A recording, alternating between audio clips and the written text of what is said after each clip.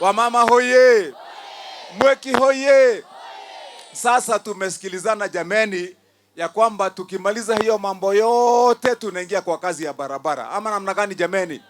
Niwaambie wanamweki, kuna sababu ambayo imefanya mimi kama Wamatangi nimeamua, hata kama wenzangu wengine waishaingia kwa campaign, waishaenda kujitafutia kura, wenye walichaguliwa pamoja na mimi nimesema wacha nibaki nyuma, kwa vile kuna ahadi niliwafanyia watu wetu wa hii Kiambu. Ama namna gani jameni? Niliwaahidi nitafanya kazi.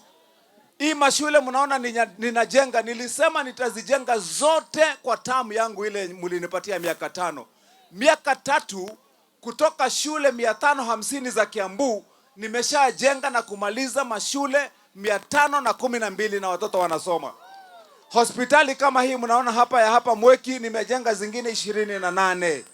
Ile hospitali hapa Roiro inasemekana ndio hospitali kubwa. Mkinichagua hata ward ya wanaume hakukuwa. Wanaume hawangekuwa admitted ile Roiro.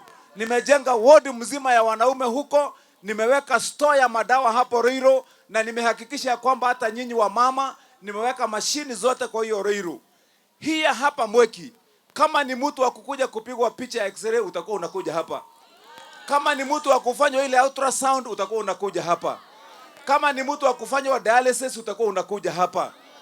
Ile kitu peke yake itakupeleka kwa hospitali kubwa ni kama uko na maumivu kubwa ya kwenda kupimwa huko labda kansa, lakini Mungu awajalie msipate kansa. Ama namna gani jameni?